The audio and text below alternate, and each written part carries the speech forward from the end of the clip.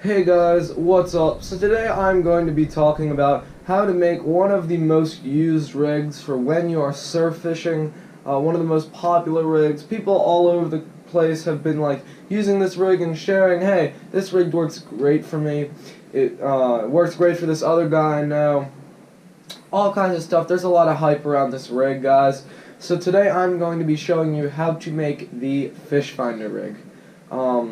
So it's really not that hard. You don't need a lot of stuff.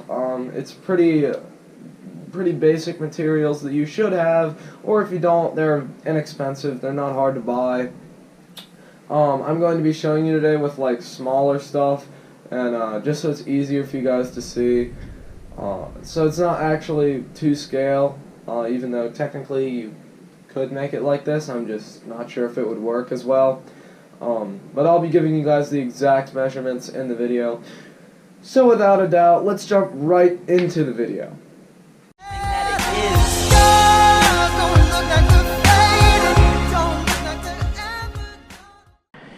So guys, this is the stuff that you will be needing in order to make this rig today.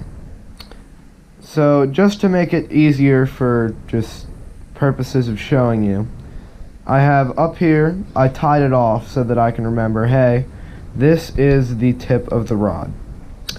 And then down here, I have the end of our line coming off of the rod. So today you guys are going to need some sort of line. For demonstration purposes, I'm using Spectra Extreme Braid. Normally I use Power Pro. It's a great line, strong, durable, but you can still cast pretty far. Because it's slicker. You're going to need just a little monoline leader. You could buy these at the store. It just has a little loop. They're pre-snelled, and then it has a little hook on here. You're not going to need the hooks. You don't have to worry about that. All you're going to need today is this piece of line. You're going to want either a tongue weight or a pyramid weight. This is a 4-ounce tongue weight. You could go probably 4 ounce with a pyramid weight as well. You're going to want a 100-pound barrel swivel. So that's one of these here. And then I went ahead and attached a snapper onto the end of this. You guys can do that as well, even though you will not have to. But that is also another reason why I'm using this, so that it's just easier for me to clip it on there and then tie this off to the weight. You guys are going to want to have 2 of these red beads. You can get these off other rigs. I did in a previous video. I cut these off of the rig, but I told you guys can keep them in case you need them later. Well, this would be when you're needing them. I kept mine. You're going to want to have a knife. This is just a bait knife that I've had for a while. Not the one that I use when I'm going fishing. That one, like I said in the other video, is it's a buck knife. It has a nice sheath. This one's just kind of, if you ever just need an easy bait knife, this one's what I use. And then you guys are going to want a hook. So I'm using a circle hook. This is not actually 2 size. Normally I use 7/0 circle hooks if I'm going out and I'm surf fishing, or 6/0 if I'm pier fishing. But this is I think 3/0 or 4/0. Not a very big hook. It's not 2 size, so just keep that in mind. But depending on where you're fishing, depending on how big the fish you're fishing for are, this might be a good hook for you. Or if you want a bigger one, I had a good website in my other video that showed you guys, well, it laid all the different types of hooks out, and it let you choose that one. You can go to that other video, and you guys can just click on the description, and there's a link in the description to that website. So the first thing that you guys are going to want to do is you're going to want to take this little hook that you bought with this leader that's pre-snelled and has a loop tie at the end. And you are going to want to cut the hook off of it. So it has a little snell right there that I'm just going to cut off really quick. Now that you guys have cut this hook off of the line, you guys can get rid of the hook. We're not going to be needing that today, even though you may want to keep it for a rig that you're going to want to make in the future. I don't know what type of rig, just if there is a rig that you come across, hey, I want to make this, you could still use this hook. So guys, don't like completely trash it, but we will not be needing it for this rig. So if you still have a little end on here that's like frayed or it's nicked up on the mono line on this little leader, you're going to want to make sure that you cut that off nicely so that it is not still torn up like that, because then, you know, fish could tear it easier, even though there will not be any fish pressure on this line. But you don't want it to break when you're casting. You will actually see in a minute what we are going to be doing with this line. So I've cut that part off. So now, as you can see, it is a clean cut.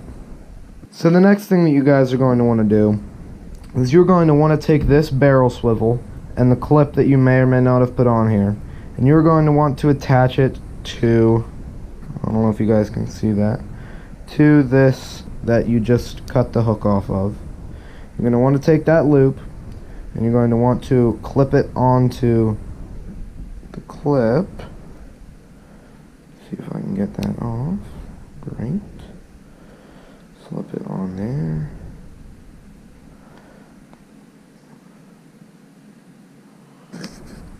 So that you end up with this product. So it's hooked on there, guys.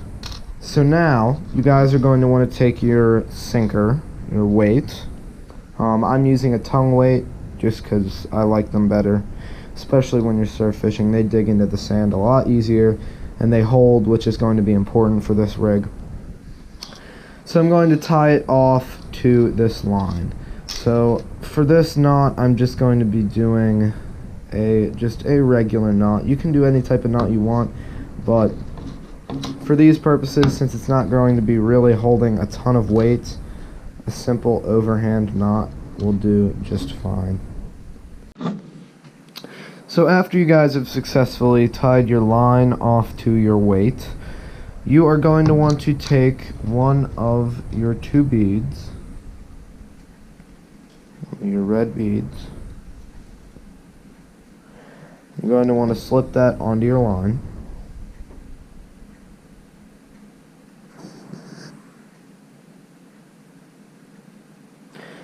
Then you're going to want to go about 4 feet up, let it sit there, and then take the open end of your barrel swivel that's attached to your sinker and put that right up next to that bead, 4 feet up the line. And then you are going to want to take your other bead, which looks like I lost it. I'll be back in 1 second with another bead. Alright, I have successfully gotten another bead. So after you have those two items on your line already, you're going to want to take your second bead, third item, and string that up there on the opposite side of your barrel swivel. So you're going to want that to look like that.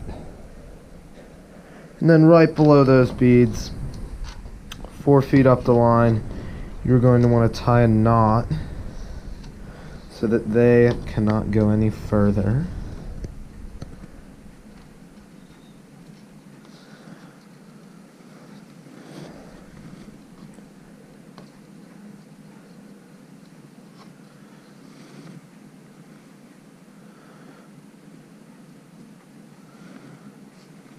You can tie whichever type of knot you'd like. You just want to make sure that it is big enough to stop that bead from going any further.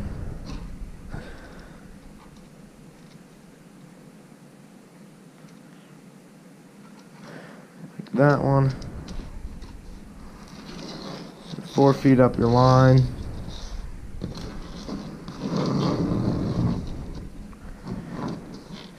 That is what you're wanting it to look like, so that it can't go any further if your barrel swivel tries to move forward, and it can only go backwards.